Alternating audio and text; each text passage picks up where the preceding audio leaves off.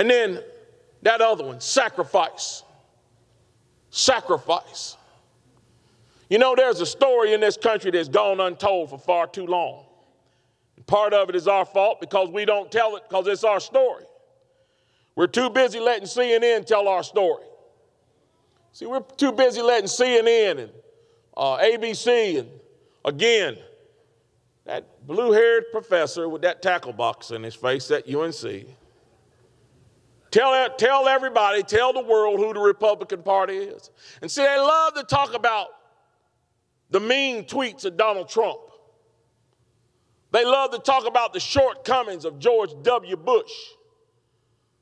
They love to talk about the incompetence or perceived incompetence of Ronald Reagan in his latter years. They love to talk about that perceived switch where the conservative party, where Republicans switch from being champions of believing in justice and freedom, switching over to being a bunch of yahoos who fly Confederate flags and cannot stand blacks and gays and Jews. And they're bigots. Let me tell you something about the switch. The switch is a lie, folks. The switch is a lie. The Republican Party is the same today that it was when it was conceived. It is the champion of freedom and equality.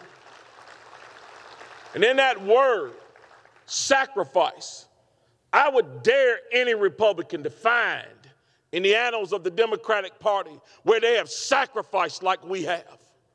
You go back to the era of Reconstruction. See, oftentimes in history, we gloss over Reconstruction. It's just a word in a book where we say, well, there was a Civil War, which was terrible and horrible, and guys in gray and blue ran at each other and shot each other, and the gray people said, Yahoo! And the blue people flew the American flag, and it was horrible, and yes, it was terrible. And then there was Reconstruction. And Reconstruction lasted for a little while, and then everything was fine. No, it wasn't fine. During Reconstruction, Republicans proved who they were. They proved who they were.